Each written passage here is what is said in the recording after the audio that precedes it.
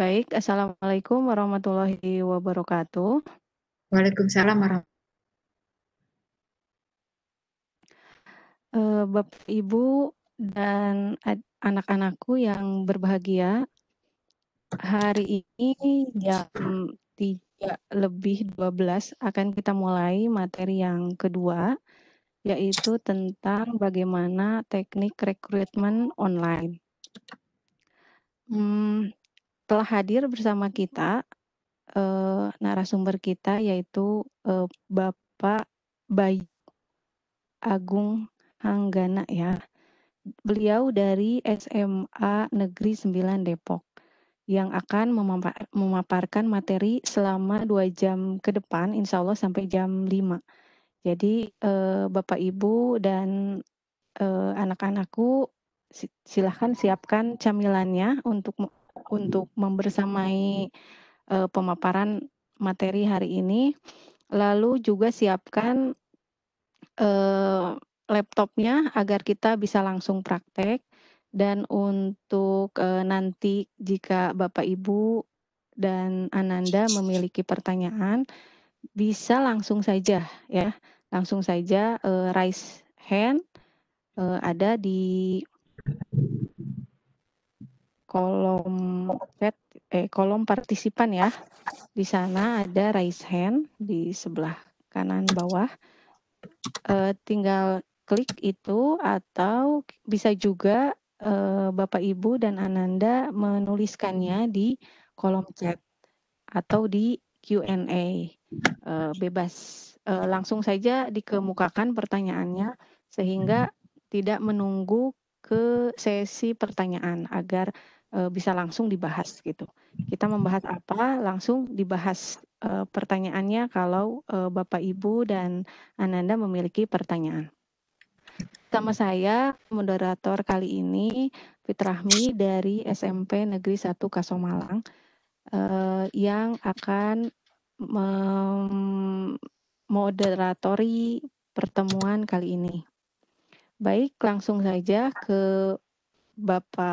kepada Bapak Bayu Agung Hanggana, dipersilahkan.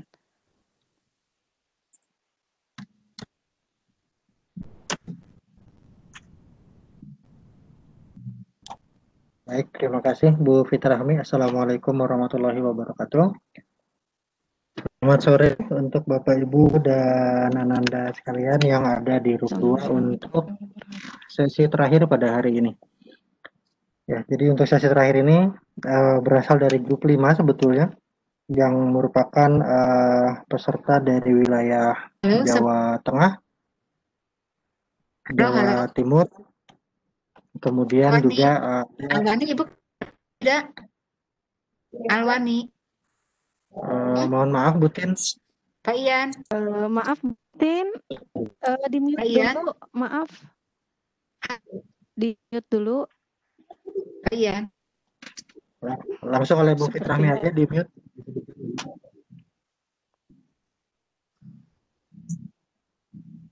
Oh iya, saya terdengar.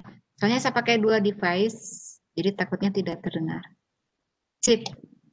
5 menit lagi ya Pak? Di mute ya. Di mute aja lah Bu Fitrahmi. Kok nggak bisa ya? Siap dulu. Oh, bosnya ke Mang Ferdil lagi. Kok bisa ya?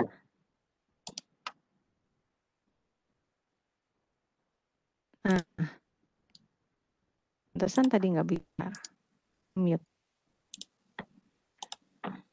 Oke, silakan Baik, Pak. mohon maaf atas gangguan teknisnya. Ya,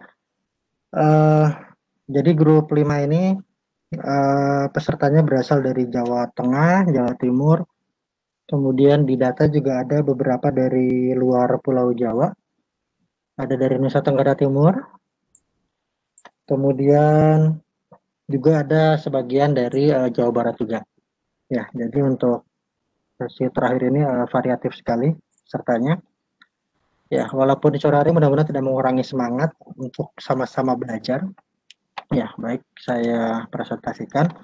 Jadi pada kesempatan kali ini saya diamanahi untuk menyampaikan mengenai online recruitment prinsipnya kita tidak berfokus pada rekrutmennya, tapi kita berfokus pada bagaimana mengoptimalkan penggunaan formulir online untuk keperluan misalnya rekrutmen, kemudian pendaftaran, kemudian presensi, dan lain sebagainya. Nah, berkaitan dengan VCT ini, maka fokus formulirnya itu adalah untuk pembuatan presensi sebetulnya ya. Baik, nah ini sebetulnya sudah bukan hal yang aneh, terutama bagi Bapak Ibu guru ya, yang saya yakin sebagian besar sebetulnya sudah sering membuat kemudian menggunakan formulir online entah dari platform apapun. Untuk siswa sendiri juga saya yakin sering menggunakan formulir online untuk terlebih mengisi daftar hadir ya selama pembelajaran daring ya atau pembelajaran jarak jauh pada masa pandemi saat ini. Ya, jadi fokus kita pada materi ini manfaatkan Google Form sebetulnya. Tapi sebelum kita masuk ke Google Form-nya, kita lihat dulu sebetulnya formulir online itu apa saja adanya, tersedia apa saja sih sebetulnya aplikasinya. Kemudian mengapa kita menggunakan Google Form. Baik, ini yang pertama. Sebetulnya formulir online banyak sekali alternatifnya. Di sini beberapa saja saya tuliskan. Yang pertama ada Google Form yang merupakan aplikasi langsung yang dikembangkan oleh Google. Kemudian Microsoft Form yang dikembangkan oleh Microsoft. Kemudian Zoho Form, ini developer sendiri. Kemudian Typeform. Nah, untuk Zoho dan Typeform ini sedikit berbeda dengan Google Form dan Microsoft Form karena Zoho dan Typeform ini adalah dua aplikasi formulir yang berbayar. Untuk Zoho ada versi gratisnya, tapi memang dibatasi hanya untuk pembuatan 3 formulir. Sehingga ketika sudah dibuat 3, mau kita mau pakai baru lagi, maka harus diganti dari yang sudah ada atau menghapus dulu yang sudah ada. Kemudian Typeform ini full berbayar. Saya pribadi belum menemukan versi free-nya untuk uji cobanya, tapi memang secara prinsip Typeform ini sangat berbeda dengan formulir yang lain, terutama dari sisi estetika dan juga bagaimana Typeform ini bisa bergerak secara dinamis. Ya. Kemudian untuk Google Form dan Microsoft Form ini dapat diakses secara gratis, ya, secara gratis dengan syarat pengguna memiliki, kalau Google Form berarti memiliki akun Google, yang dalam hal ini biasanya kita membuat akun Google itu melalui Gmail. Kemudian Microsoft Form, ini terutama kalau kita punya Microsoft ID ataupun Outlook yang bisa kita buat secara mandiri. Nah, fokus kita pada kesempatan kali ini adalah mengenai Google Form-nya. Nah, mengapa Google Form? Nah, ini ya, yang pertama adalah penggunaannya yang sangat mudah untuk Google Form ini. Untuk mengaksesnya pun sangat mudah karena kita cukup menggunakan akun Google yang sudah kita miliki, dan saya yakin sebagian besar di sini atau bahkan mungkin semuanya sudah memiliki akun Google atau Gmail. Kemudian tampilan yang bisa kita atur sedemikian rupa sehingga formulir ini ketika diakses oleh orang lain terlihat profesional, terlihat cantik ya. Kemudian analisis respons dengan ringkasan otomatis. Dari sini kita bisa mengetahui persentase pengisian dari responden. Kemudian kalau kita menggunakan quiz, kita bisa langsung melihat soal-soal yang mana saja yang secara analisa dari Google-nya itu banyak yang salah. Sehingga kita bisa langsung menganalisa untuk kemudian diperbaiki. Nah, kemudian yang keempat, mohon maaf itu keliru menuliskan, Google Form ini cloud-based. Jadi semuanya berbasis cloud, berbasis awan penyimpanannya. Sehingga cukup mengamankan memori local drive kita yang ada di laptop ataupun PC. Walaupun sebetulnya Microsoft Form sendiri itu termasuk cloud-based. Hanya ketika kita mengambil atau mengekspor hasil isian dari responden, maka kita langsung diarahkan mendownload Excel langsung dan tersimpan ke local drive. Sedangkan kalau Google Form, ekspor responnya itu dalam bentuk spreadsheet yang secara otomatis masuk ke Google Drive. Jadi tidak perlu di-download ke local drive. Nah, ini tools utama yang disediakan oleh Google Forms yang akan muncul di samping kanan dari setiap blok pertanyaan yang kita buat. Ada tanda plus seperti ini. Ini berfungsi untuk membuat pertanyaan baru. Kemudian ada ikon gambar kertas berlipat seperti ini dengan tanda panah masuk. Ini sebagai ikon yang digunakan untuk mengimport pertanyaan dari form yang sudah pernah dibuat. Jadi kalau kita sudah pernah membuat form, kemudian kita ingin membuat form baru dengan perubahan sedikit, nah ini kita bisa menggunakan fasilitas ini. Kemudian yang berikutnya adalah icon teks menambahkan judul dan deskripsi. Kolom deskripsi ini sangat berguna, terutama ketika kita ingin menuliskan sesuatu dalam jumlah kata kalimat yang panjang dan berbentuk paragraf, terutama seperti itu. Bisa kita memanfaatkan tombol enter sehingga paragrafnya bisa terlihat dengan jelas. Kemudian menambahkan gambar, baik melalui local drive maupun melalui cloud ya. Kemudian menambahkan video, baik video dari local drive, dari Google Drive-nya, ataupun dari YouTube secara langsung. Nah, untuk ikon yang di bawah ini, yang seperti dua balok bertumpuk, ini berfungsi untuk menambahkan section atau bagian. Nah, fungsi dari section ini sebetulnya mungkin sudah pernah ketika kita mengisi suatu formulir, entah dari mana. Itu misalnya ada pertanyaan ya yang jawabannya adalah ya dan tidak. Misalkan kita menjawab ya, kita akan diarahkan ke pertanyaan tertentu. Kemudian kalau ternyata kita menjawab tidak, diarahkan ke pertanyaan yang lain. Nah, itu kita bisa menggunakan section yang ini. Kemudian untuk bentuk atau jenis-jenis pertanyaan yang di-cover oleh Google Form itu banyak jenisnya. Yang pertama ada bentuk jawaban singkat. Ini untuk pertanyaan-pertanyaan yang jawabannya tidak membutuhkan seperti paragraf, kurang lebih seperti itu ya. Kalimat tertentu, kata atau kalimat saja. Sedangkan kalau kita ingin membuat satu pertanyaan di mana jawabannya panjang, kita bisa menggunakan bentuk pertanyaan yang paragraf. Kemudian bentuk pilihan ganda ini yang paling banyak digunakan, terutama ketika membuat pilihan, membuat soal-soal yang jawabannya adalah berupa pilihan. Berikutnya adalah ini ada kotak centang. Kotak centang ini seperti gambarnya, kalau kita klik maka dia akan terisi dengan tanda checklist atau centang seperti ini. Kemudian soal berbentuk drop down. Pilihan jawabannya akan berbentuk drop down. Ini drop down sebetulnya prinsipnya sama dengan pilihan ganda, hanya bisa memilih satu jawaban. Tapi perbedaannya adalah kalau drop down kita harus klik dulu tombol panah drop down-nya, baru pilihannya akan muncul. Sedangkan kalau kotak centang ini biasanya kita gunakan kalau jawaban dari soal tertentu itu lebih dari satu jawabannya. Nah, kita pakai kotak centang. Kemudian bisa menggunakan pertanyaan dengan jawaban skala linier. Biasanya ini untuk survei, ya, survei kepuasan dan lain sebagainya. Berikutnya ada kisi pilihan ganda.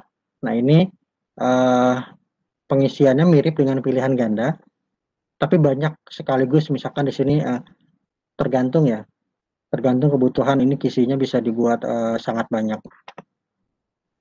Kemudian petak kotak centang sama seperti pilihan ganda, bedanya ketika kotak centang ini diisi, isiannya seperti ini yang kotak centang di sini.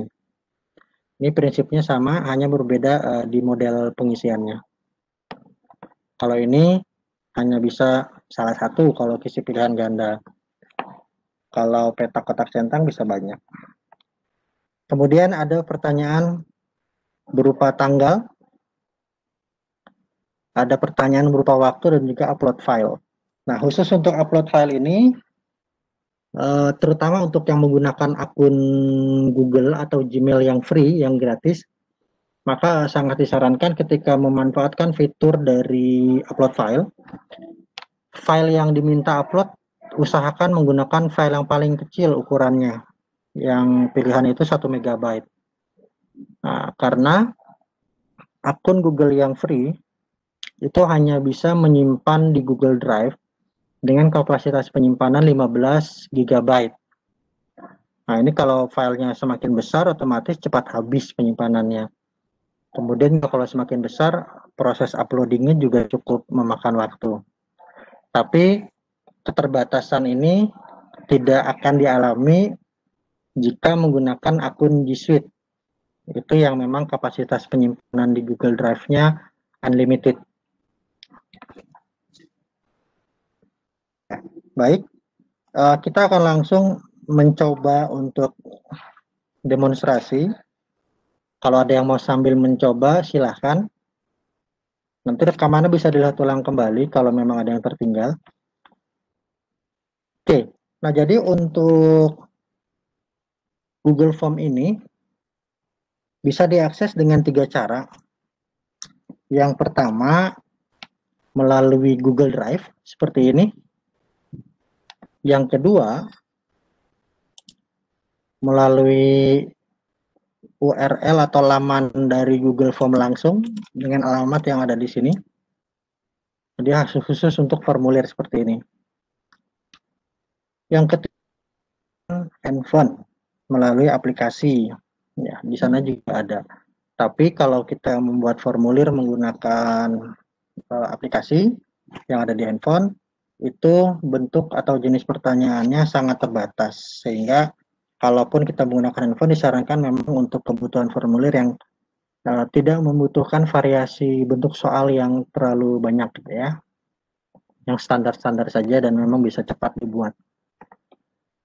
Baik, saya akan mencontohkan dari Google Drive ya, mengakses melalui Google Drive.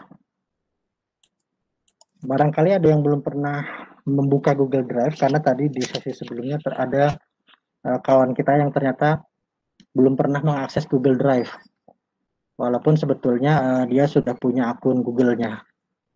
Jadi kita masuk ke sini, drive.google.com. Nanti setelah loading, dia akan meminta sign in menggunakan akun Google yang kita miliki. Nah, setelah sign in-nya berhasil, maka akan masuk ke halaman seperti ini. Bedanya kalau misalkan baru digunakan Google Drive-nya, ini kosong ya. Di sini kosong, tidak ada isinya. Kalau sudah digunakan, otomatis ada isinya. Ya. Nah, di mana formulir bisa kita akses? Di sini di panel kiri, di bawah logo Drive, ada tanda plus atau baru. Nah, di sini kita klik, nah akan muncul banyak pilihan seperti ini. Mulai dari membuat folder, mengupload file, mengupload folder sekaligus, membuat Google Docs, Google Spreadsheet, kemudian Google Slide, Google Formulir, dan lain-lain. Ini banyak. Ya, kita akan menggunakan Google Formulir. Nah, pilihan yang muncul itu ada 2, ada formulir kosong atau dari template. Nah, kita menggunakannya formulir kosong supaya pengaturannya atau modifikasinya enak gitu ya. Kita tidak perlu mengubah dari yang ada. Formulir kosong kita klik, akan muncul seperti ini. Formulir tanpa judul, di sini adalah bagian untuk menuliskan judul formulir. Kemudian di bawahnya ada 1 blok pertanyaan. Nah, ini default dari Google Form. Ketika kita membuat formulir baru, itu akan muncul 2 bagian seperti ini, ya, bagian judul dan bagian pertanyaan sebanyak 1. Nanti selebihnya bisa kita tambahkan. Ini yang tadi saya jelaskan di awal, Tools utamanya ada di sebelah kanan dari blok soal. Nah, kemudian di bagian atas, ini ada beberapa pengaturan yang bisa kita gunakan. Nah, ini nanti kita akan lihat setelah formulirnya selesai ya.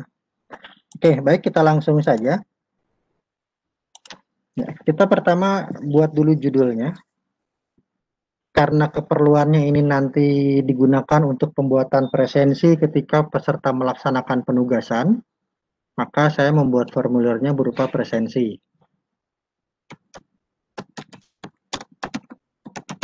Seperti ini saja. Contoh presensi ya, judulnya. Nah, di sini judul formulir. Nah, di kiri atas itu juga ada tulisan formulir tanpa judul yang sebetulnya sama seperti yang di sini. Ini bisa diisi sama seperti ini, bisa juga kita isi berbeda. Nah, kita cukup klik seperti ini, klik saja, maka dia akan langsung terisi dengan judul yang sama. Kalau mau diganti silakan, ya. Kemudian deskripsi formulir. Deskripsi formulir. Sebentar. Saya buka yang ini.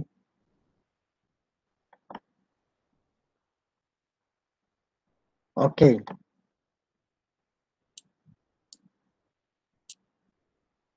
Ini deskripsi formulir yang saya maksud di contoh ini.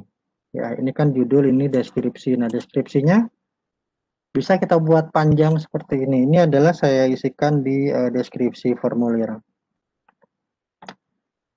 Untuk deskripsi, ya seperti yang tadi saya jelaskan, kita bisa menginput tulisan cukup panjang dan bisa dibuat spasi seperti ini. Kalau di judul atau di bagian pertanyaan utama itu tidak bisa menggunakan spasi. Tapi kalau di deskripsi itu bisa. Sehingga deskripsi ini bisa jadi alternatif jika ada yang membuat formulir kemudian butuh untuk menuliskan informasi yang panjang. Nah, itu bisa kita gunakan deskripsi.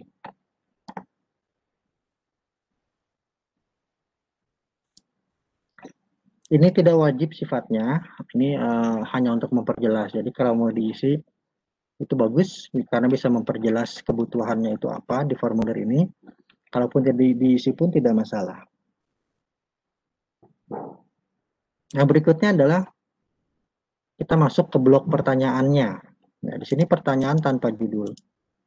Nah, untuk presensi ada beberapa field input atau blok pertanyaan yang wajib ada supaya nanti pengidentifikasiannya menjadi mudah.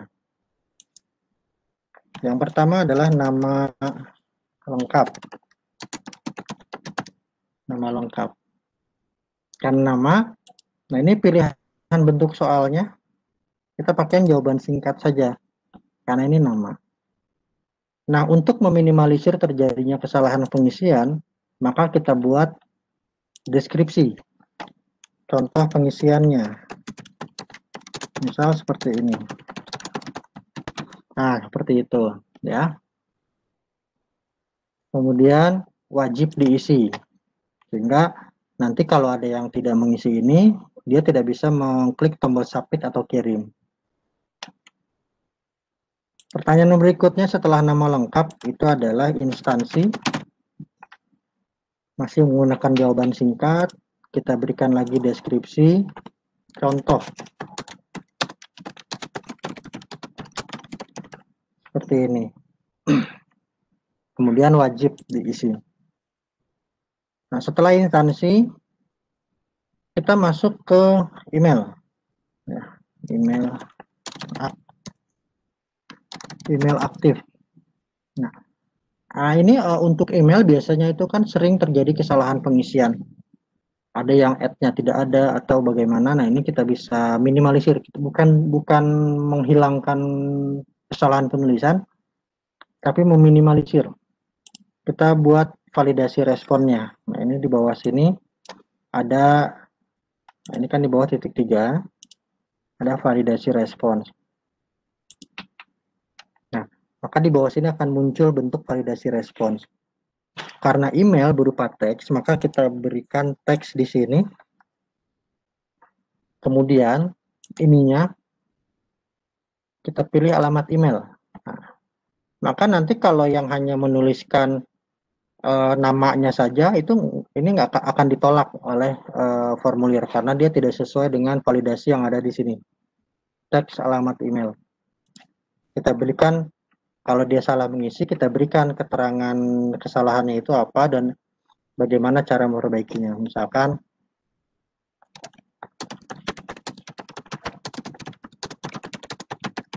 seperti ini. Kemudian wajib diisi. Nah, ini untuk yang aktifkan setelah pengumpulan email, ini akan dijelaskan nanti pada saat pengaturan. Kemudian berikutnya adalah nomor WhatsApp. Ya, sebetulnya tidak harus nomor WhatsApp. Tergantung kebutuhannya seperti apa. Cuma memang di kegiatan VCT ini yang kita gunakan adalah nomor WhatsApp karena setiap peserta akan di groupingnya di WhatsApp. Seperti halnya kemarin misalkan pada saat daftar kan membuat akun di e-training dulu. Nah, di training Siamolek itu yang nomor yang diminta adalah nomor WhatsApp karena semua pelatihan Siamolek itu pesertanya di grouping menggunakan WhatsApp. Nah, supaya nomor ini tidak keliru mengisi, karena sering ada yang salah mengisi, harusnya nomor handphone yang bisa di WhatsApp, tapi malah mengisi nomor telepon rumah ataupun kantor, misalkan seperti itu. Maka ini kita buat validasi responsnya, pastikan aktif, kemudian ini pilih yang angka. Di ininya, di penjelasannya, pilih angka antara, seperti itu. Misalkan 081 ya. Nomor handphone itu kan berawal dari 081, paling kecilnya. Karena kalau yang 080 itu biasanya adalah nomor bebas pulsa untuk layanan pelanggan biasanya. 081, nah digit terkecil itu berapa nomor handphone itu kan 9 ya, digit paling sedikitnya 9 digit. Misalkan gini.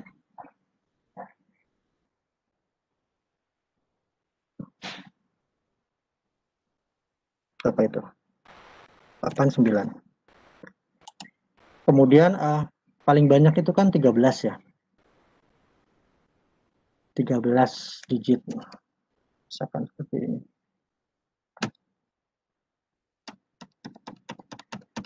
Nah, misalkan seperti ini.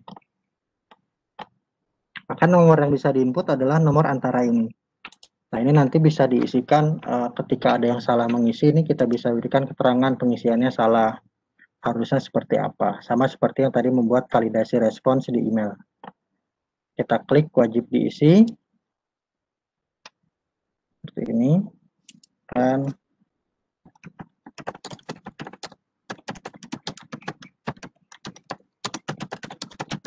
misalkan seperti ini. Ya.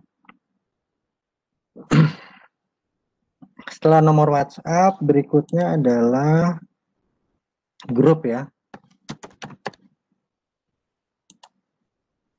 Ini misalkan karena visit batch 7 dibagi ke dalam 5 grup. Seperti ini.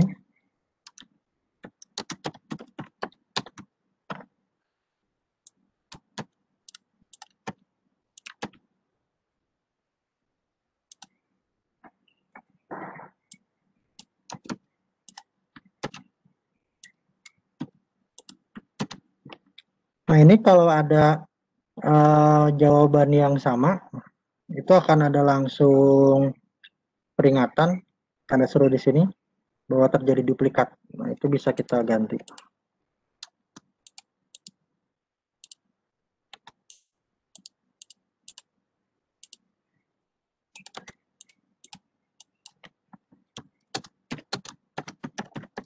Nah, ini selesai. Ini pilihannya kita gunakan bentuk soalnya pilihan ganda ya. Kita wajib diisi. Kemudian terakhirnya adalah peran. Karena nanti ketika melaksanakan penugasan ada beberapa peran yang terlibat di sana. Kita buat isi narasumber. Kemudian moderator. kemudian host, kemudian peserta, kemudian ini struktur. Nah, ini ada 5. Nah, kita lihat bedanya. Tadi pilihan ganda sudah, yang atasnya kita ini pakai drop down.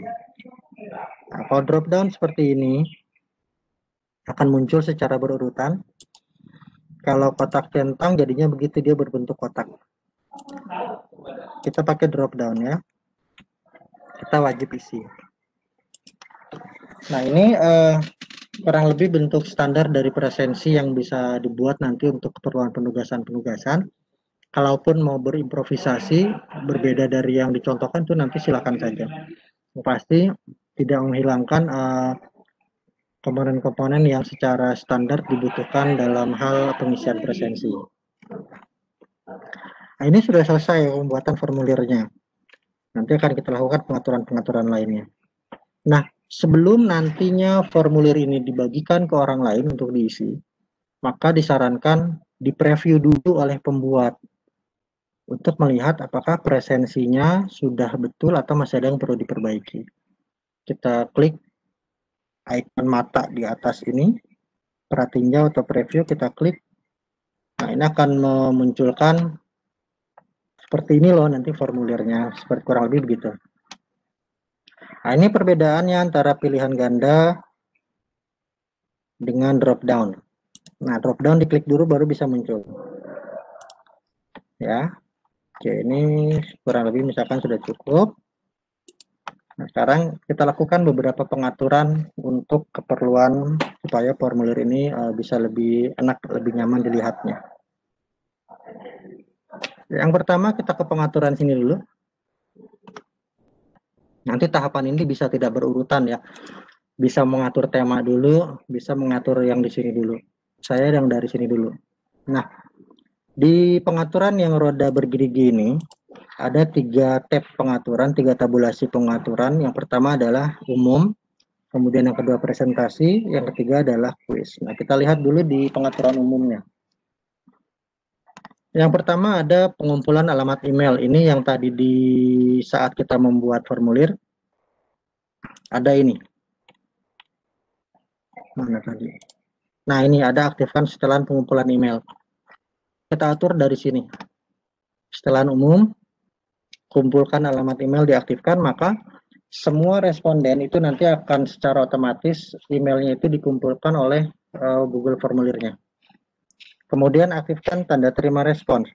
Nah, biasanya kan kita menerima salinan isian formulir ke email kita. Nah, ini diaktifkan. Tanda terima respons. Nah, ada 2 macam nanti. Ada jika responden memintanya, maka kalau responden memintanya nanti begini. Ini saya simpan dulu. Kita lihat di sini. Nah, di bagian bawah sebelum submit itu ada opsi kirim salinan tanggapan saya. Kalau ini kita aktifkan, maka nanti ketika disubmit, salinan yang persis sama dengan formulir ini yang sudah terisi itu akan dikirim ke email kita. Tapi kalau ini tidak diaktifkan, tapi kita ganti ke yang selalu misalkan, nanti berbeda lagi keterangannya.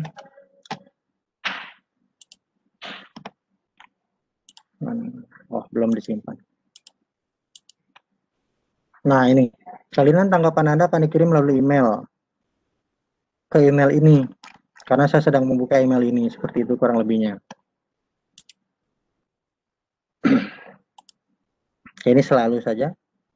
Kemudian pengaturan apakah responden perlu masuk ke akunnya atau tidak.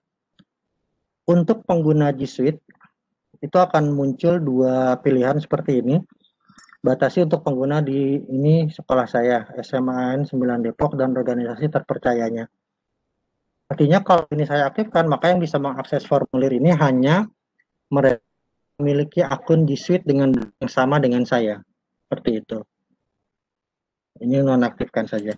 Tapi untuk pengguna akun yang Gmail free atau Gmail gratis, itu ini tidak ada nih. Pilihan yang ini tidak ada. Langsung pilihan yang batasi ke 1 tanggapan. Ini kita aktifkan. Nah, kalau pembatasan 1 tanggapan ini diaktifkan, maka semua responden yang mengisi itu hanya bisa mengisi 1 kali. Dan mereka akan diminta untuk login terlebih dahulu ke akun Google-nya gitu. Kemudian responden dapat mengedit setelah mengirimkan.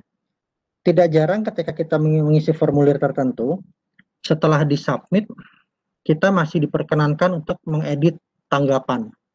Nah, ini diaktifkan dulu. Seperti itu.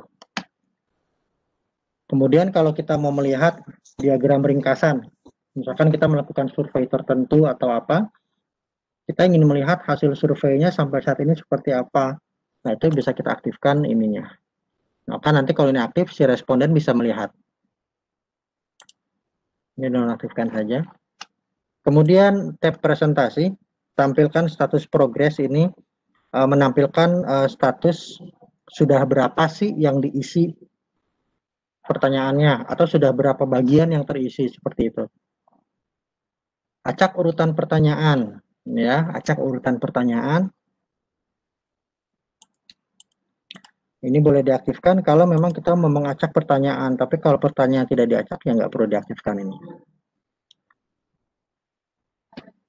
Dan yang perlu diperhatikan ketika menggunakan fitur pengacakan ini, kalau kita membuat formulir itu hanya satu bagian seperti ini, dari atas sampai bawah di satu bagian seperti ini, maka ketika fitur pengacakan ini aktif, semuanya itu akan diacak, termasuk nama. Kalau kita membuat untuk kelas, maka termasuk kelas pun akan diacak seperti itu. Jadi akan berpindah posisi pertanyaannya. Sudah diacak. Kemudian kuis. Nah, ini kalau kita ingin menggunakan formulir ini sebagai kuis, maka ini perlu diaktifkan. Jadikan ini sebagai kuis, ya.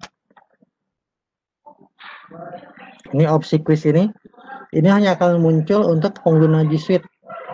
Jadi kalau mode terkunci di Chromebook ini maksudnya si responden tidak akan bisa misalkan buka tab lain, nyontek melalui browser lain seperti itu. Jadi dikunci. Jadi dia hanya bisa mengakses formulir ini. Tapi ini antara si pembuat dengan si responden harus sama-sama menggunakan Chromebook. Dan ini berlaku untuk pengguna G Suite. Untuk yang pengguna Gmail biasa, ini tidak ada. Kemudian rilis nilai. Rilis nilai ini kalau kuis ya, itu ada dua pilihan. Yang pertama adalah segera setelah setiap pengiriman. Ketika kita mengirim, maka kita langsung bisa melihat nilai kita. Yang kalau setelah pengiriman ada skornya. Nanti setelah peninjauan manual, nah ini nggak akan terlihat di responden. Jadi baru bisa dilihat kalau kita sudah menyelesaikan peninjauan manual. Responden dapat melihat pertanyaan tak terjawab. Nah, ini enaknya ini sih diaktifkan kalau misalkan berupa kuis, karena membantu responden itu melihat pertanyaan mana sih yang belum, seperti itu. Jawaban yang benar, responden dapat melihat jawaban yang benar. Ini nanti maksudnya setelah dikirim ya, setelah dikirim. Kemudian nilai poin. Nilai poin per soal maksudnya. Ini berbeda dengan nilai yang di atas. Kalau ini nilai total perolehan, ini nilai poin yang ada di masing-masing soal. Nah, untuk keperluan formulir ini kita tidak menjadikan sebagai kuis. Nonaktifkan saja. Kemudian yang lainnya ini sudah oke. Nah, biasanya setelah kita mengklik kirim atau submit formulir, itu di bagian belakangnya itu ada informasi tanggapan Anda telah direkam atau your responses has been recorded. Nah, itu bisa kita edit. Misalkan, terima kasih telah mengisi presensi ini. Salinan presensi dikirim ke email. Seperti itu. Misalkan seperti ini. Kita klik simpan. Oh, ini masih aktif. Ya. Ini kita klik simpan. Oke, maka pengaturan awal selesai. Nah, kemudian sekarang kita ingin membuat supaya formulir ini terlihat lebih cantik, lebih indah ya, sehingga lebih nyaman ketika dilihat oleh responden. Maka ini yang palet seperti palet warna ini kita klik. maka akan muncul pengaturan tema seperti ini, mulai dari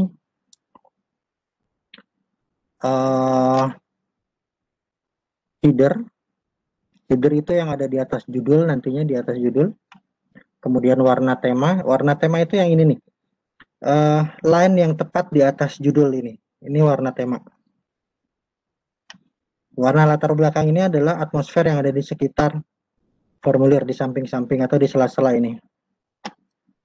Gaya font, gaya huruf ini ada 4 pilihan. Tidak seperti halnya kita mengetik atau membuat dokumen di Google Docs atau Microsoft Office Word. Di Google Form kita diberikan 4 pilihan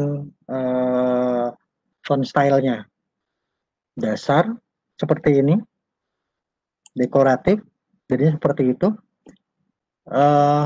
Kemudian formal, kemudian lucu atau gaul lah, kurang lebih begitu, nah seperti ini. Pastikan formulir yang dibuat, gaya huruf yang digunakan itu memiliki keterbacaan yang baik. Jangan sampai responden kesulitan membaca karena kita misalkan menggunakan huruf yang dekoratif seperti ini, ya. Oke, nah sekarang masalah header. Kita klik. Header ini ada 2 pilihan.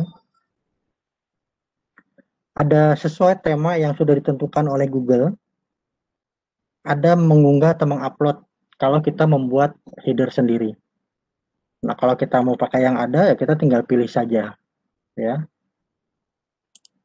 Kalau kita mau mengunggah yang sudah kita buat, maka kita klik saja, maka kita akan diarahkan ke penyimpanannya ada di mana.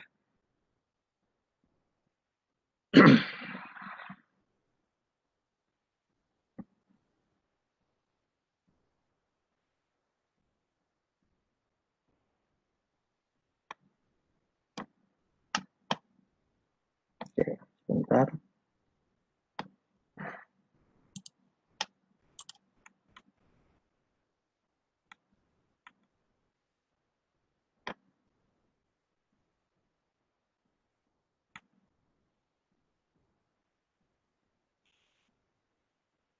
Nah, misalkan saya gunakan ini header yang saya pakai di kegiatan penilaian.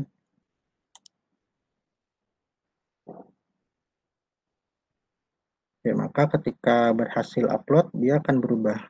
Nah, seperti ini. Ini kalau headernya yang kita buat sendiri. Nah, kalau ingin menggunakan header buatan sendiri, maka pastikan ketika mendesain, ukurannya itu adalah 1600 kali 400 pixel. Saya ulang lagi, ukurannya 1600 kali 400 pixel. Nah, ukuran itu sebetulnya besar. Nah, kenapa dibuat besar? Supaya header itu bisa tampil full dan terkompres otomatis di sini. Jadi menyesuaikan ini. Kalau dimensinya kita buat jauh lebih kecil, ada 2 kemungkinan yang nanti mungkin terjadi. Yang pertama, bisa saja dia masuknya full, tapi resolusi gambarnya jadi pecah atau buram. Yang kedua, bisa juga headernya ini tidak penuh, tidak full seperti ini. Ya, jadi 1600 kali 400 pixel. Kita pakai gambar yang ada di sini saja. Oke.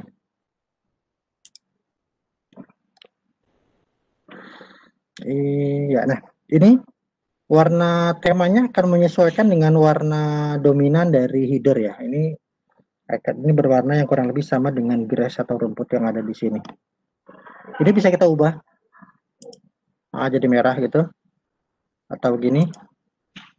Nah, ini warna tema dengan warna latarnya, kalau kita klik warna tema, dia sebetulnya menyesuaikan warna latarnya juga.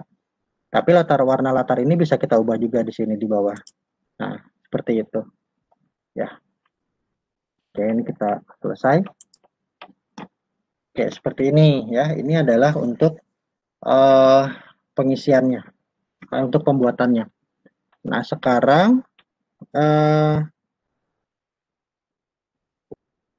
respons ya. Jadi kalau kita membuat formulir, kita bagikan, kemudian responden mengisi, dan kemudian kita ingin mengambil hasil isian responden itu secara utuh.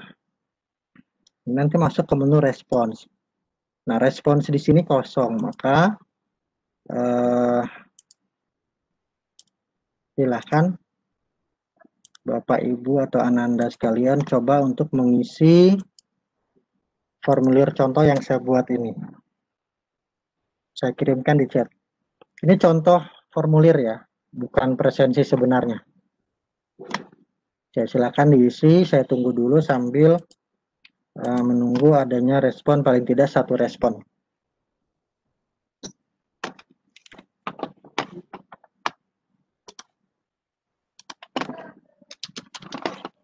Ya, baik Bapak, Ibu, dan Ananda silahkan untuk mengisi formnya.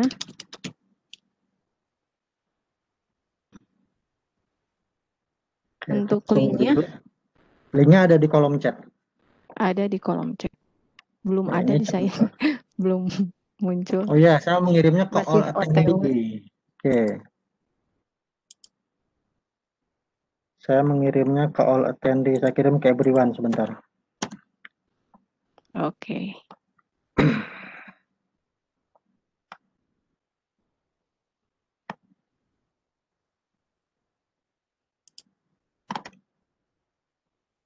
Ya, Bapak Ibu dan Oke. Ananda silahkan Ya, ditunggu ini ada yang sudah mengisi responnya. satu orang. Nah, kita coba lihat.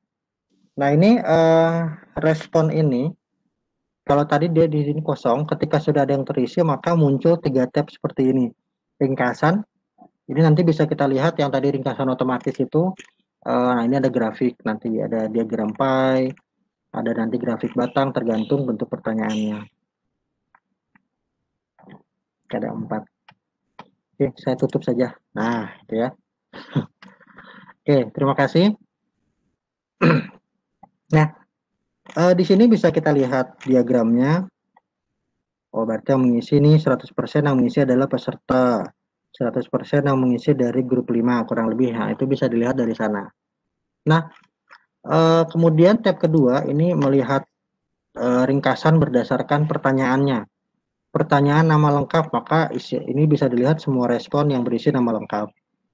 Pertanyaan tentang instansi, instansinya muncul di sini. Pertanyaan tentang email, emailnya muncul di sini. Seperti itu. Ya. Oke, individual. Individual ini melihat respon per individu. Nah, ini dilihat semuanya lengkap dari atas sampai bawah per individu. Berikutnya akan berbeda lagi. Nah, seperti itu. Nah, untuk mengambil data respon secara utuh, ini ada icon spreadsheet warna hijau tanda plus ini. Kita klik ya, kita klik, maka akan muncul pilihan seperti ini. Buat spreadsheet baru atau pilih spreadsheet yang ada. Nah, kalau saya menyarankan ketika formulir ini berbeda dengan yang lain, maka dibuat saja spreadsheet yang baru supaya tidak bingung nanti mencarinya. Atau kalau formulir ini sebetulnya ada kesamaan keperluan dengan formulir lain, bisa digunakan pilih spreadsheet yang ada nanti, maka dia akan masuk ke spreadsheet yang kita pilih. Nah, ini kita buat spreadsheet baru, kita klik buat atau create.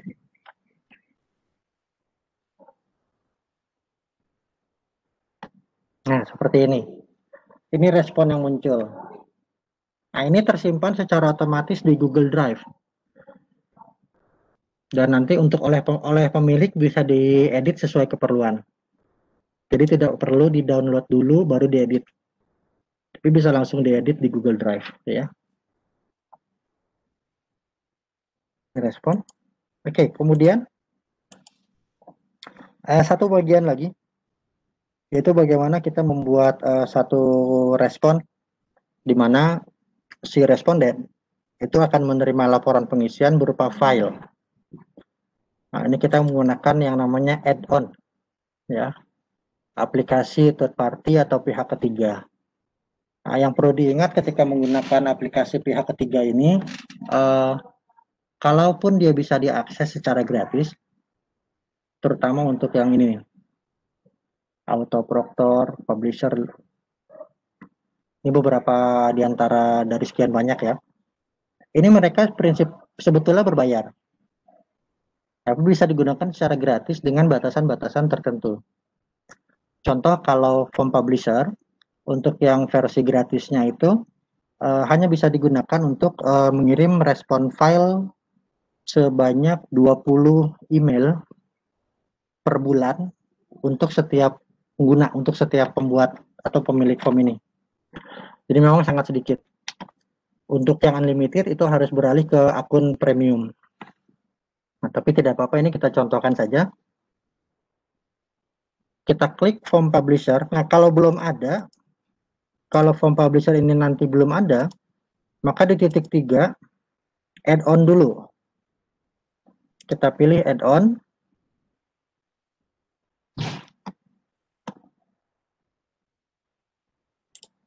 Nah, kita ambil di sini.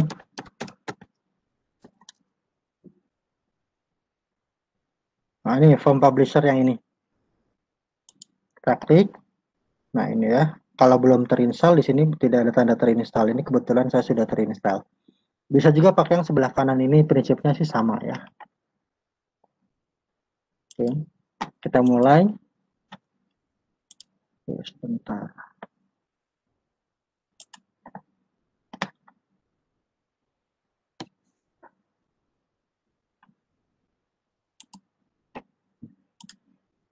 Nah, ketika kita klik form publisher, maka akan ada pilihan get start dan bantuan. Kita klik yang get started.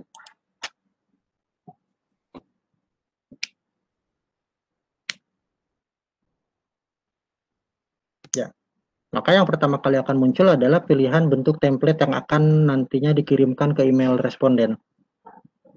Ada Google Dokumen, ada Google Spreadsheet, ada Google Slide. Atau kalau sebelumnya kita sudah punya template, kita bisa pakai. Tapi ini kita pakai saja baru, ini Google Dokumen ya, kita membuat dari awal.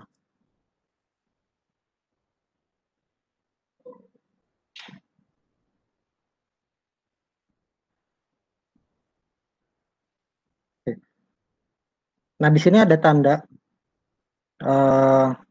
checklist hijau ya. Kalau tandanya checklist hijau, maka semua field yang ada di presensi ini tidak ada masalah, bisa dibuat ke form publisher ya.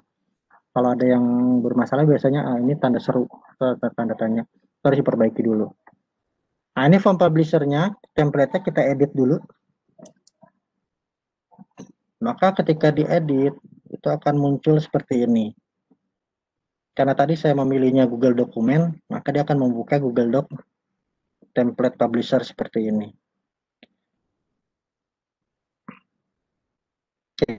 Template title ini bisa kita biarkan begini saja. Bisa kita edit. Nah, ini. Kalau ini misalkan saya edit bukti pengisian contoh lisensi, misalkan begini. Bagian ini bisa diganti kalimatnya, logo ini pun bisa diganti, mau dihapus pun silahkan, dibiarkan pun nggak masalah. Kemudian di bawahnya, ini ada pertanyaan yang akan muncul dengan jawabannya. Ini ada pertanyaan, ini kita hapus boleh nggak apa-apa. Nah, ini kita buat saja agak berjarak. Nah, seperti ini. Kemudian misalkan saya mau menambahkan logo. Sorry, salah.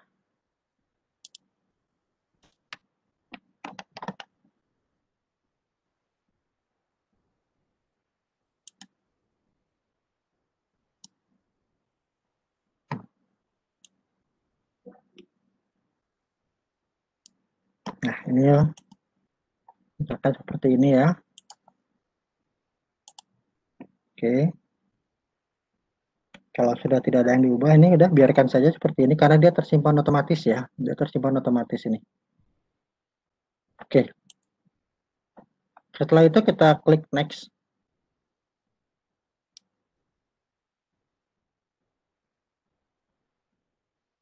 Nah, ini yang saya maksud template title tadi. Di sini kan template title-nya kita ubah. maka kita biarkan saja, ini nggak usah diubah, biarkan saja seperti ini.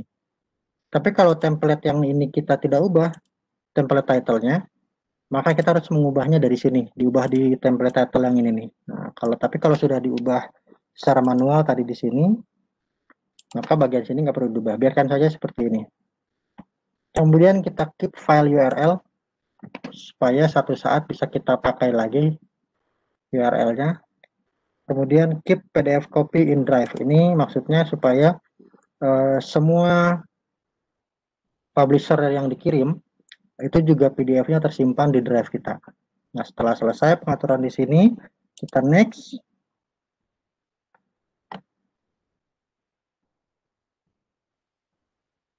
Oke. Ini pengaturan kemana respon publisher ini akan dikirim. Otomatis kan ke emailnya responden. Maka di sini bisa kita pakai yang ini.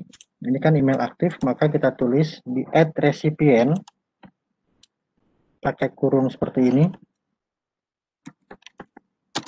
Email aktif. Nah, seperti ini. Harus sama penulisannya seperti yang ada di sini. Ya. Kemudian bagian bawahnya tidak usah ada yang diubah, biarkan saja. Kita klik next.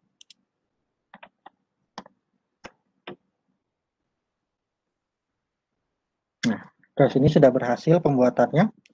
Kita coba formnya.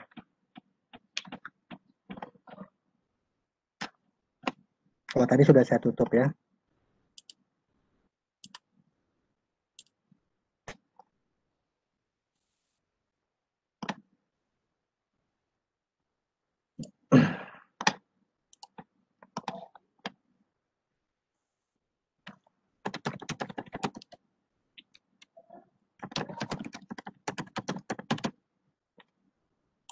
Oke, kita contoh isi.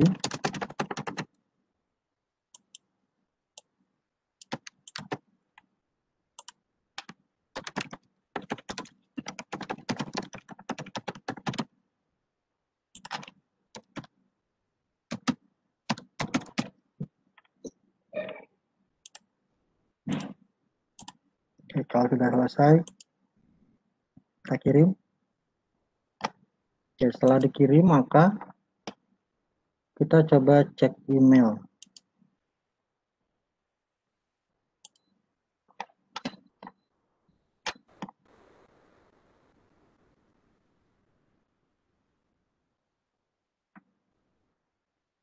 Oke, bentar kita coba refresh dulu.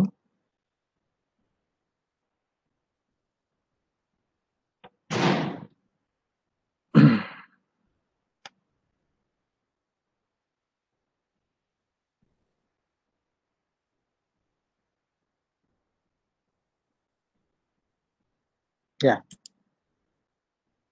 ini adalah salinan formulir yang tadi saya isi, terkirim ke email saya, karena tadi saya mengisi sendiri dengan email saya. Kemudian form publisher itu yang ini.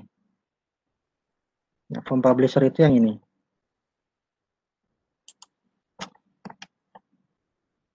Ini yang punya Rangga tadi.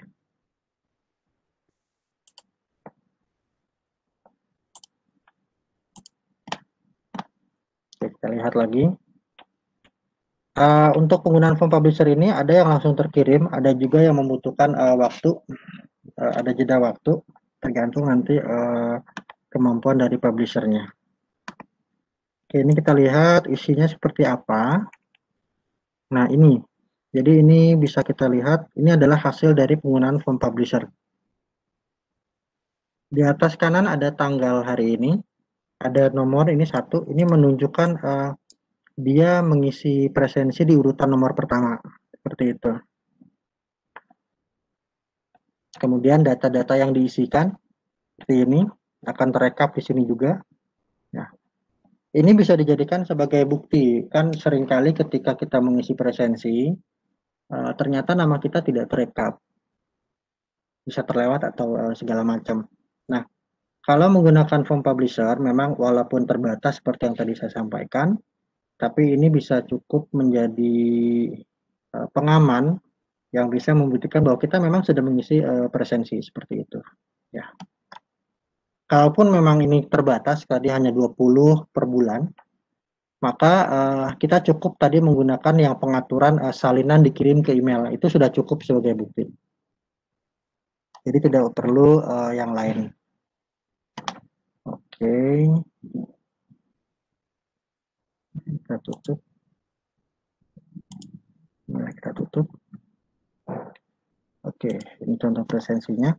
Oke, baik, itu kurang lebihnya bisa dilanjutkan kembali oleh Bu Fitrahmi. Terima kasih. Assalamualaikum warahmatullahi wabarakatuh. Waalaikumsalam warahmatullahi wabarakatuh. Baik Bapak Ibu dan Ananda yang berbahagia, walaupun cuaca di sini hujan di daerah Subang, mudah-mudahan tidak melunturkan semangat kita untuk mencari ilmu. Untuk Bapak dan Ibu gurunya, saya yakin sudah mulai paham ya dengan Google Form ini, bagaimana cara mengisi atau cara membuat form dengan menggunakan Google Form. Nah, silakan jika ada Bapak Ibu yang masih belum paham atau dari Ananda sendiri yang masih belum paham, boleh raise hand. Boleh juga untuk bertanya di kolom chat, tapi Pak Bayu, saya lihat memang belum ada nih yang bertanya, baik di kolom chat ataupun di Q&A. Ya, oke, nggak apa-apa. Begitu. Ya. Ya. Untuk tadi kan ada logo ya, ada logo yang dipakai. Mungkin nanti di-share ya, Pak Bayu, logo-logo tersebut. Nanti logo itu akan ya. Ya, jadi Bapak Ibu dan Ananda nanti ketika melakukan penugasan ada penggunaan logo, misalnya ketika membuat flyer atau membuat presensi, misalnya headernya pengen logo tersebut ya, bisa ya. Nah, nanti akan di-share di grup. Jadi Bapak Ibu jangan khawatir. Oh, ada pertanyaan ini. Ya, di sini tidak jelas ya, apakah yang bertanya ini Bapak Ibu gurunya atau siswanya. Jadi ke depannya bagaimana kalau ketika Bapak Ibu hadir di pemaparan materi ataupun Ananda hadir di pemaparan materi untuk ketika menuliskan nama memakai awalan misalnya Bapak atau Ibu. Kalau di luar itu berarti siswanya gitu ya. Jadi kami di sini bisa membedakan apakah yang bertanya ini Bapak Ibu gurunya atau siswanya. Di sini dari Ibu atau Ananda Yuni Listiani izin bertanya apakah cara tersebut bisa dipraktekkan di handphone. Cara apa nih Mas? Sebetulnya masih belum jelas ya. Apakah cara form publisher ataukah cara membuat formnya? Tapi mungkin bisa dibahas keduanya oleh Pak Bayu, silahkan. Iya, kalau pembuatan formnya itu sih bisa ya dilakukan lewat aplikasi di handphone. Kalau namanya belum ada perubahan, aplikasinya untuk Google Form itu kalau dulu itu menggunakan nama Survey Hard. Menggunakan nama Survey Hard itu bisa langsung diakses di sana. Prinsipnya sama saja sih sebetulnya cara pembuatannya. Tapi kalau untuk melibatkan add-on di sana tidak ya, karena memang itu peruntukannya aplikasi form yang di handphone itu adalah untuk membuat dalam waktu yang cepat dengan pola-pola yang standar seperti itu. Jadi kalau untuk add-on di sana sangat terbatas sekali dan pertanyaannya pun bentuknya terbatas sehingga hanya bisa pertanyaan dengan bentuk yang sudah standar seperti pilihan ganda, kurang lebih seperti itu. Tapi itu bisa kalau misalkan mau dicoba di handphone itu bisa di-download dulu aplikasinya. Pakai saja kata kunci Google Form. Nanti itu akan diarahkan langsung ke aplikasi yang memang itu untuk Google Form. Seperti itu. Oke, terima kasih Pak Bayu. Lalu ini ada dari mahasiswa STAI Yamisa Soreang. Ki Supriyadi, apakah webinar ini bisa diakses di YouTube? Soalnya katanya telat masuk Webex. Jadi apakah akan ada rekamannya? Iya. Insya Allah akan ada ya Pak Bayu? Iya, rekamannya nanti ada di YouTube. Seperti yang kemarin pun untuk yang grand opening itu di YouTube itu sudah ada. Tapi Ya, memang jadi kita polanya untuk yang ini kita tidak menggunakan pola streaming ya, tapi menggunakan pola upload. jadi Bapak Ibu dan Ananda yang terlambat masuk, jangan khawatir. Setiap pemaparan materi itu akan ada rekamannya dan nanti akan di-share link YouTube-nya. Lalu ini dari Dita Aulia, apakah Ibu atau Ananda, bagaimana cara untuk memberikan batasan waktu? Nah, untuk Google Form ini gimana memberikan batasan waktunya? Karena kalau di Microsoft Form itu kan ada ya cara untuk membatasi waktu pengisiannya. Ya. Kalau di Google Form itu bagaimana? Ya, mangga. Iya. Oke, kalau di Microsoft Form itu kan pembatasan waktunya langsung ya. Dia memang sudah merupakan menu pengaturan, jadi tidak perlu add-on. Dan di sana bisa ada kapan awalnya formnya bisa diakses, kapan formnya tertutup secara otomatis. Itu kalau di Microsoft Form. Nah, kalau di Google Form, untuk pengaturan limit pembatasan seperti itu, kita menggunakan add-on yang namanya form limiter yang ini. Ya, kita menggunakan add-on yang namanya form limiter. Kalau belum ada, sama seperti tadi diambil dulu dari sini, add-on, nanti dicari form limiter. Nah, ini kita buka form limiternya. Kemudian kita set limit.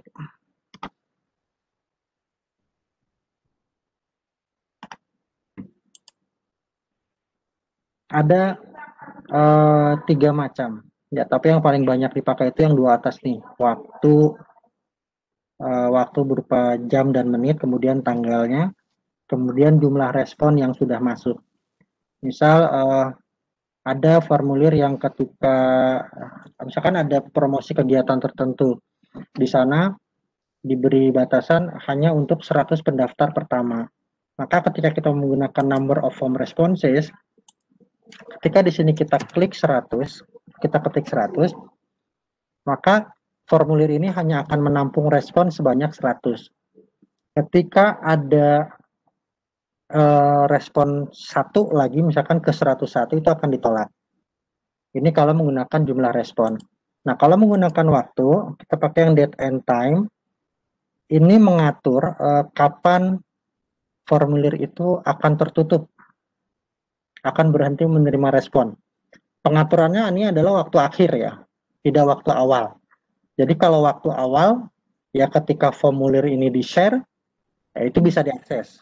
Sebelum formulirnya di-share, nggak bisa diakses, karena kan nggak tahu tautan atau linknya. Sehingga di sini pengaturannya adalah untuk waktu terakhir, kapan formulir ini bisa diakses.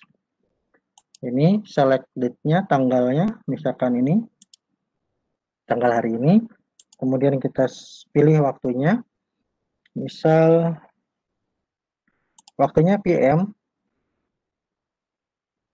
Nah, ini akan ada keterangan, misal begini. Nih, error. You selected a time in the past. Jadi kita tidak bisa menggunakan pembatasan dengan waktu yang sudah lewat. Ini akan ada keterangannya kalau kita ternyata keliru atau belum mengatur di sini. Ini misalkan kita pilih jam 5 nanti sore ya. 5 PM, misalkan 5 lewat 5. Seperti ini. Kemudian kita set. Ini akan muncul di sini. Ini pesan penutupan pun ini bisa diedit. Misalkan diganti dengan mohon maaf, formulir ini sudah ditutup atau sesuai dengan kebutuhan. Ini email from owner when submissions are closed. Ini maksudnya akan ada notifikasi ke email pemilik formulir ketika formulir itu sudah tertutup otomatis oleh limiter ini. Nah, di bawah setelah diatur jangan lupa save and enable. Klik save and enable. Nah, maka ini sudah aktif. Nah, itu pembatasan berdasarkan waktu.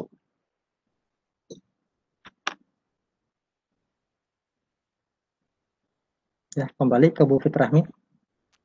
Ya, terima kasih jawabannya Pak Bayu. Berikutnya dari sebentar. Hmm,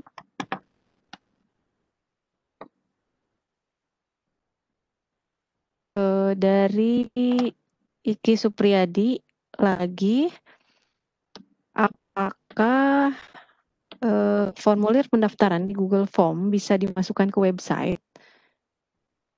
Gitu. Oh, oke. Bagaimana caranya atau mungkin bisa dijelaskan? Iya, oke. Kalau website ya, website itu kan memang bisa berupa website, bisa berupa blog. Nah, itu prinsipnya bisa. Tapi caranya kirim pakai yang ini. Ya, jadi kalau mau disematkan ya, jadi prinsip formulirnya jangan kalau misalkan di website tapi jangan berupa link karena kalau berupa link jadinya apa ya seperti percuma. Jadi kelebihannya ketika Embed ya. formulir ya, jadi jangan sampai si responden harus mengklik link lagi di website. Jadi sebisa mungkin sudah langsung bisa diakses. Tapi memang nanti sesuai kebutuhan sih. Ada yang memang perlu mengklik dulu dengan modifikasi tertentu. Tapi untuk menempelkan di website yang dipakai adalah ini. Klik tombol kirim. Kemudian ini kan kirim melalui email, kirim melalui tautan. Kemudian ini semat, embed. Jadi kita menggunakannya yang embed. Nah, ini tinggi dan lebar dari formulirnya pun bisa kita atur sesuai kebutuhan. Seperti itu. Nah, embed nanti, kode embed ini kita tempel ke website. Tergantung website yang dipakainya seperti apa. Apakah website memang develop sendiri, itu otomatis ya itu akan lebih paham yang membuat websitenya. Kemana harus menempelkannya. Tapi kalau pakai blog, misalkan Blogger ataupun WordPress, itu sudah ada blockingnya. Kalau mau memasukkan atau menempelkan kode embed harus pakai blocking yang mana itu sudah ada. Tapi prinsipnya bisa ditampilkan di website. Gitu. Oke, jadi bisa di embed atau ditempel di website ya. Nah, berikutnya apakah ada kita bisa menambahkan tanda tangan di Google Form ini atau tidak gitu? Kalau Zoho tuh bisa ya? Apakah Google Form bisa atau tidak? Ya, prinsipnya kalau Google Form itu tidak ada fasilitas untuk memberikan tanda tangan ya kalau Google Form. Seperti itu. Sehingga itu harus dimodifikasi lebih lanjut kalau itu diprogramkan secara khusus kalau itu. Dan sebetulnya sesuai kebutuhan ya. Kita membutuhkan tanda tangan itu untuk apa gitu? Ya, karena kalau misalkan kebutuhannya memang tanda tangan ini adalah untuk membuktikan bahwa dia hadir di kegiatan tertentu, sebetulnya bisa menggunakan yang tadi form publisher, atau bisa menggunakan autocrat sebetulnya sebagai bukti bahwa dia memang hadir karena itu instansi-instansi yang resmi pun banyak menggunakannya hanya seperti itu tidak jadi masalah sebetulnya. Tapi kalaupun memang membutuhkan yang tanda tangan, kalau di Google sendiri, Google Form ini memang tidak menyediakan tools yang langsung menambahkan tanda tangan di sana. Kalau Zoho memang ada. Tapi kalaupun memang itu ya itu harus dimodifikasi, diprogramkan sendiri seperti itu. Oke. Lalu ini ada pertanyaan dari Ibu Rani Suminar, beliau dari SMA PGRI Ranca Ekek. Katanya ketika bikin soal dengan jawaban singkat atau paragraf itu bisa dinilai langsung atau tidak? Kalau pilihan ganda kan ada poinnya ya. Nah, sementara kalau isian singkat atau paragraf itu bagaimana? Apakah bisa dinilai juga? Oke, sebentar gitu. ya. Oke ya, pertanyaannya tertangkap. Lalu deskripsinya juga apakah bisa ditambahkan, misalnya jawaban salah atau bagaimana gitu. Oh gitu.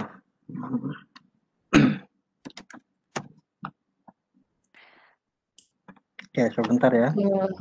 Katanya Oke, triknya bagaimana? Soalnya beliau pernah mencoba beda satu kata saja jawaban esainya itu langsung jawabannya salah gitu.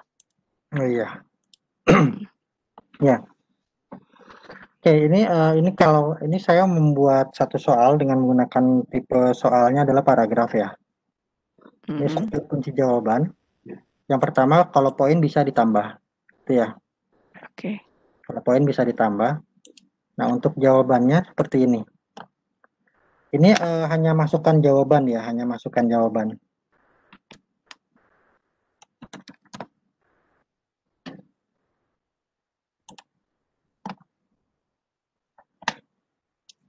Nih, jadi kalau yang esai itu memang apa ya? Karena esai ini panjang ya, jadi dia tidak bisa memeriksa secara langsung seperti itu ya. Mm-mm. Ini kalau untuk yang esai. Tapi ini hanya ada saran untuk semua jawaban. Ini maksudnya sebenarnya lebih kepada siswa bisa melihat jawabannya itu seperti apa sih gitu loh. Itu. Tapi itu setelah mengirimkan. Nah, tapi kalau jawaban singkat itu bisa. Sebentar. Agak lama. Ya, sebentar.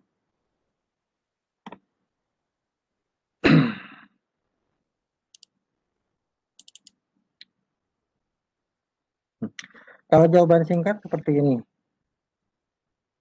Mana ya? Oh ya, sambil saya memberikan contoh, ini contoh soal yang dibuat dengan kisi ini, ya, kisi pilihan ganda. Jadi di dalam ini bisa banyak pilihan seperti ini. Kemudian yang dimaksud isian singkat, nah ini isian singkat. Isian singkat ini, kalau isian singkat bisa langsung ada ketentuan jawaban yang benarnya itu apa. Tuh. Ini kalau isian singkat. Ya. Ini sama seperti tadi tambahan masukan jawaban, ini hanya saran saja. Nah ini kalau untuk isian singkat, selain bisa menambahkan jawaban yang benar, bisa juga menandai semua jawaban yang tidak benar lainnya. Ini bisa tambahkan lagi nih jawaban yang benar apalagi. Jadi bisa ada beberapa pilihan jawaban seperti itu ya. Kalau nanti akan menyesuaikan dengan jawaban dari si responden itu seperti apa. Tapi kalau untuk yang esai memang dia tidak memberikan pilihan jawaban yang benar seperti ini. Dia hanya memberikan tambahkan masukan jawaban. Ini hanya saran saja. Jadi bukan sebagai kunci gitu ya. Kalau ini bisa memberikan kunci langsung. Gitu. Kemudian kalau yang tadi maksud respon betul salah ya. Iya, betul. Jadi Respon beda betul. satu kata saja itu langsung salah gitu katanya. Ya, iya kalau itu kan memang iya. Jadi kalau responnya itu memang antara jawaban siswa dengan guru memang harus sesuai. Gitu. Jadi kalau untuk jawaban singkat sih bisa, tapi kalau untuk esai itu tidak. Jadi mungkin kita membuat alternatif jawaban tadi ya, beberapa macam jawaban ya. Membuat beberapa alternatif jawaban. Sama halnya di Microsoft Form pun ada seperti itu. Iya. Kemudian ya, kalaupun misalkan nanti maksudnya respon jawaban betul salah, siswa bisa tahu kalau jawaban dia itu salah. Ya ini baru bisa tahu kalau sudah mengirimkan jawaban mereka. Karena bisa dilihat oh ini pertanyaan yang ini betul, pertanyaan yang ini salah. Seperti itu. Karena prinsipnya kan kalau Google Form ini kan secara keseluruhan dulu diakses, baru nanti bisa dilihat hasilnya. Dia bukan masuk kategori media pembelajaran interaktif. Kalau media pembelajaran interaktif, kita bisa membuat trigger ketika menjawab ini langsung muncul keterangan salah. ketika menjawab pertanyaan ini langsung muncul keterangan betul itu kalau di media pembelajaran interaktif atau MPI itu bisa. Tapi kalau formulir ini kan memang dia kategorinya bukan media pembelajaran interaktif sehingga untuk trigger respon seperti itu memang tidak tersedia. Dan mungkin lebih cocok untuk jawaban esai isian singkat itu untuk eksak ya, Pak Bayu. Kalau Iya. seperti fisika gitu, terus Atau memang matematika. kalaupun isian singkat yang non eksak sebetulnya sih bisa dengan syarat sebaiknya jawabannya itu hanya satu kata itu. Oke. Tapi ya otomatis ketika nanti penulisannya tidak sama dengan jawaban pun akan salah. Iya. Itu resikonya begitu ya. Iya. Nah, berikutnya dari Bapak atau Ananda Indra Fabriono, katanya sudah install form publisher-nya, lalu ketika diklik add-on-nya yang keluar tuh bantuan, tidak ada formnya katanya. Mohon penjelasannya. Ketika diklik gini, munculnya bantuannya aja. Tidak ada get Oh, iya. started-nya Ya, maksudnya. biasanya itu dicoba refresh saja. Coba refresh saja. Kalaupun memang masih belum ada itu coba di remove dulu kemudian diinstal kembali. Oke. Jadi mungkin masalah sinyal atau mungkin terkendalanya lebih ke sinyal ya. Jadi harus di refresh atau sebetulnya sih bukan sinyal juga sebetulnya ya. Tapi proses loading di formulirnya ini.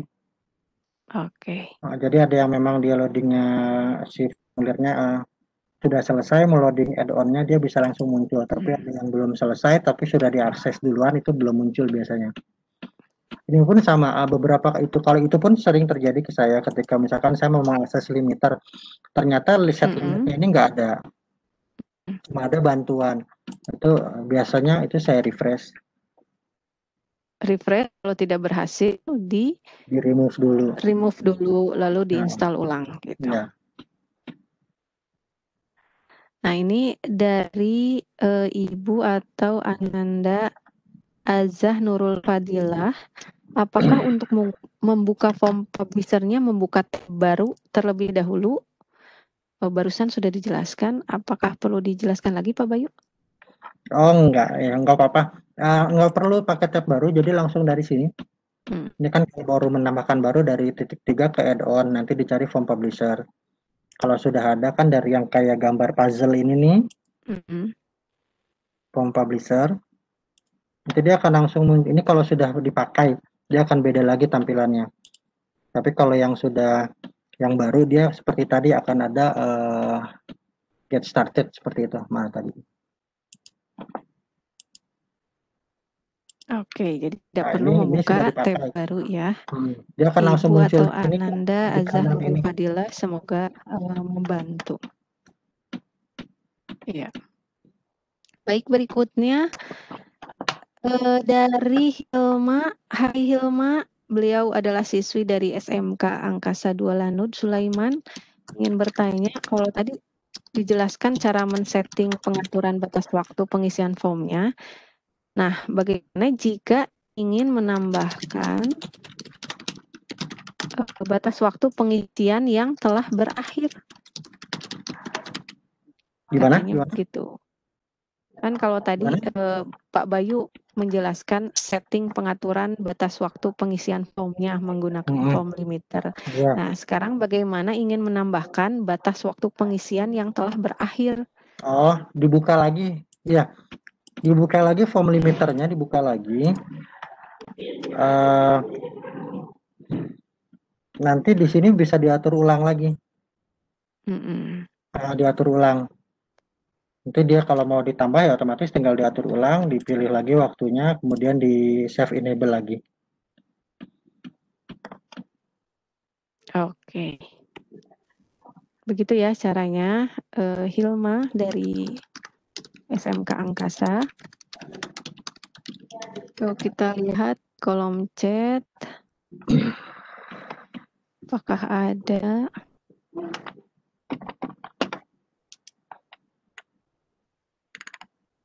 Oke, di kolom chat tidak ada yang bertanya. Oh, ini. Oh, ada nih. Dari Ibu atau Ananda Windy Oktaliana Sari. Katanya apa perbedaan pembuatan Google Form di komputer sama dengan di handphone? Apakah membuatnya lebih mudah di handphone atau di komputer? Mungkin tadi sudah sedikit dibahas, mungkin perlu dibahas ulang. Beliau masih belum paham. Jadi lebih mudah membuat Google Form ini di handphone atau di komputer gitu, Pak Bayu? Iya, tergantung kebutuhan dulu ya. Tapi kalau memang kebutuhannya yang simple formulirnya, butuh dalam waktu cepat, ya kita bisa menggunakan dari handphone. Tapi masalahnya adalah terbiasa atau tidaknya sih sebetulnya itu, karena di awal saya menggunakan aplikasi handphone pun itu agak kesulitan karena memang harus menyesuaikan di mana menunya, di mana untuk mencari pilihan soal seperti itu. Kendalanya sih di sana. Tapi kalau sudah terbiasa sih mudah. Tapi dengan syarat formulir yang kita buat memang tidak membutuhkan pengaturan yang terlalu rumit gitu. Formulir standar lah intinya. Mudah kok menggunakan handphone. Tapi memang kalau mau aksesnya lebih luas lagi ya menggunakan laptop atau komputer. Iya. Jadi memang kalau ingin cepat dan sederhana boleh menggunakan handphone, tapi kalau ingin lebih bisa mengapresiasikan pertanyaannya dengan berbagai bentuk itu pilihannya ya menggunakan komputer atau laptop. Itu oh iya absen ya, belum saya share. Untuk absennya nanti saya share di kolom chat ya, Bapak Ibu. Ananda.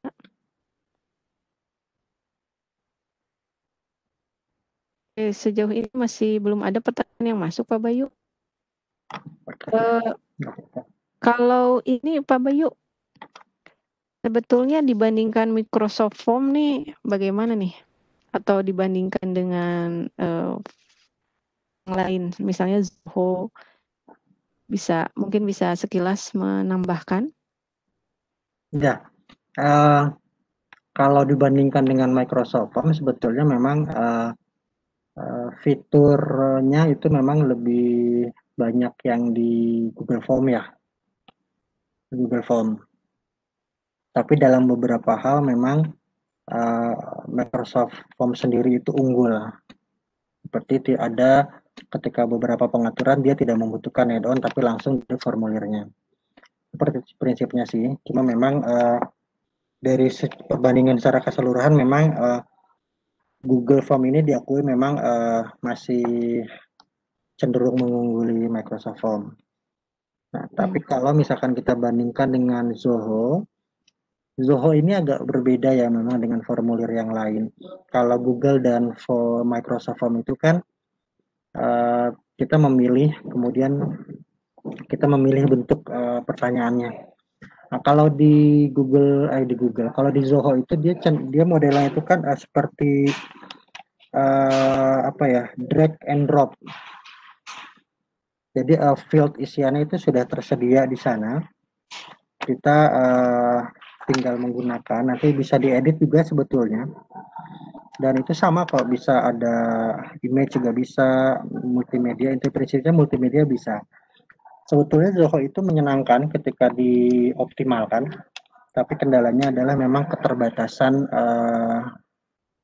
keterbatasan jumlah formulir yang bisa dibuat. Sebetulnya sih itu saja. Dan memang kita tidak bisa mengedit responnya di cloud-nya. Jadi kita hanya bisa mendownload respon. Itu kekurangannya. Kalau Google Form kan kita bisa mengedit responnya langsung di cloud. Tapi kalau Microsoft Form, kemudian Zoho, kita langsung harus mencetak atau mengekspor. ke lokal. Download dulu ya. Iya.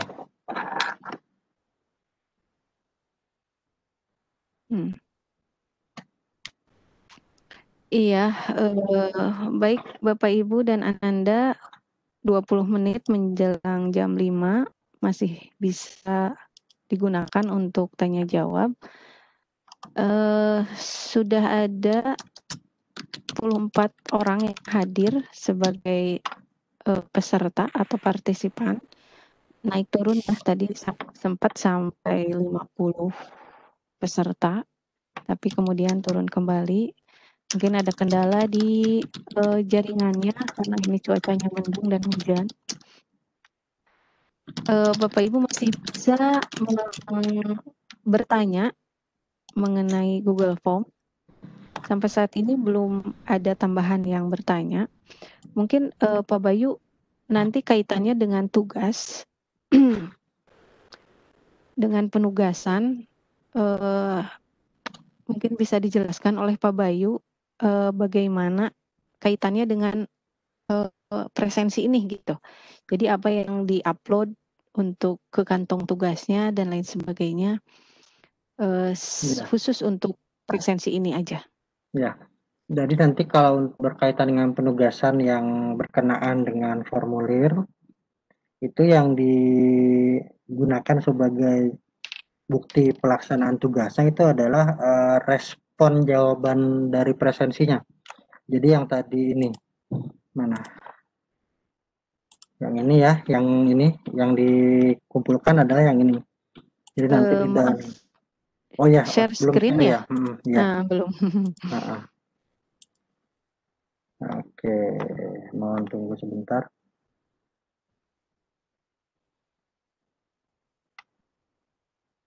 Ya, jadi yang diambil adalah respon jawabannya. Yang ini ya, yang ini kan spreadsheet. Ini yang nanti dilaporkan ke kantong tugas.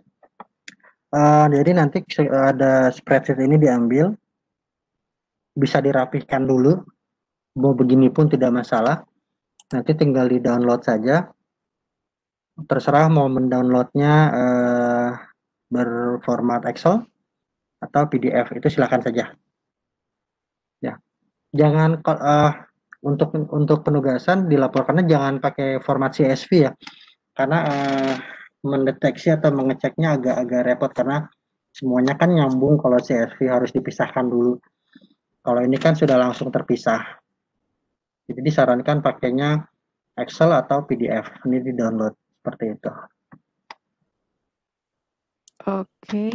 Terus ini Pak Bayu, yang di-upload ke kantong tugas itu presensinya berapa? 1 atau 2 atau 3, 4 gitu? Mungkin lebih jelas lagi gitu. Terus yang membuat presensinya siapa? Mungkin lebih perjelas Nanti lagi. masalah jumlah yang harus di-upload itu nanti akan diberikan ya, akan sekaligus dengan informasi siapa sih yang harus membuatnya, seperti itu. Nanti akan disampaikan di grup ataupun nanti akan disampaikan oleh instruktur yang menangani peserta secara langsung. Oke. Gitu ya. Saya cek dulu kolom chat. Barangkali. Oh ya, Bapak Ibu dan Ananda, presensi sudah saya share. Silahkan untuk mengisi presensinya di Q&A. Belum ada tambahan. Sepertinya sudah pada paham ya. Ya, nggak apa-apa. Kalau memang sudah tidak ada, diakhiri saja. Kalaupun memang nanti tiba-tiba terinspirasi muncul pertanyaan, bisa langsung ditanyakan ke PJ atau instruktur yang ada di grup. Kalau instruktur, beberapa grup mungkin ada yang sudah mengenalkan, ada juga yang belum. Tapi kalau PJ yang ada di grup itu kan sudah diperkenalkan semuanya di grup masing-masing. Itu bisa bertanya langsung ke beliau-beliau. Misalnya nanti akan direspon atau akan dilayani kok. Oke. Iya. Jadi saya ingatkan kembali bahwa presensi ini dibuat oleh Bapak Ibu dan Ananda ketika melakukan diseminasi. Jadi peserta yang hadir ketika Bapak Ibu diseminasi atau menjadi petugas di diseminasinya itu ada daftar hadir atau presensi yang harus dibuat dan dibagikan ke peserta yang harus peserta isi pada saat itu. Nah, untuk kantong tugas nanti akan diperjelas kemudian. Baik, mungkin itu saja. Ada beberapa hal lagi yang mau disampaikan atau sudah cukup, Pak Bayu? Oh iya, sedikit saja. Iya, Jadi silakan. prinsipnya memang dalam paparan materi ini kami menyampaikannya Google Form karena mengingat sebagian besar memahami dan bisa mengakses Google Form itu dengan mudah. Tapi nanti dalam pelaksanaannya, Bapak Ibu dan Ananda sekalian tidak wajib sebetulnya menggunakan ini.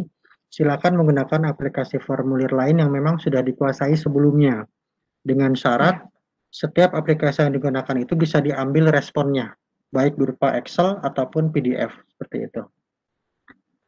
Iya, baik. Terima kasih. Jadi Bapak Ibu dan Ananda boleh bebas ya menggunakan apapun, boleh Microsoft Form, boleh Google, boleh Zoho atau lainnya atau yang lainnya. Bebas saja, yang penting ada rekapan siapa saja yang hadirnya.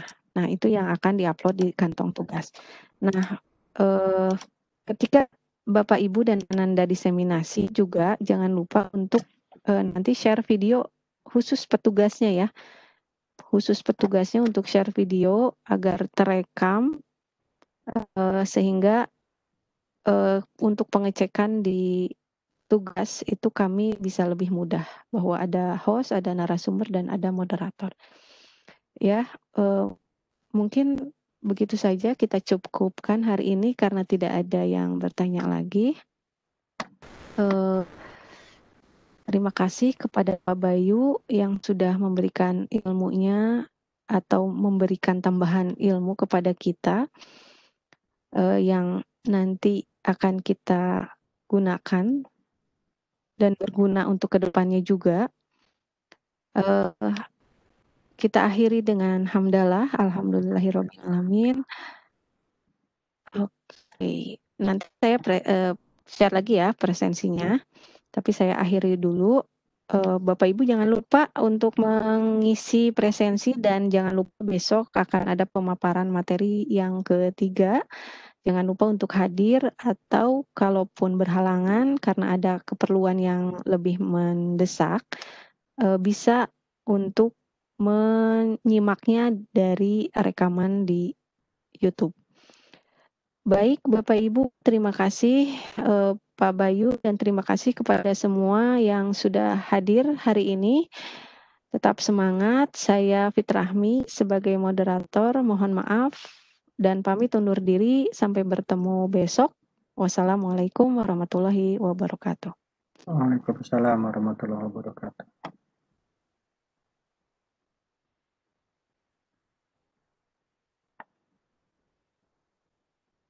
Oke, ini Mang Abe eksis sekali ya. Di stop Bu Fitrahmi rekamannya.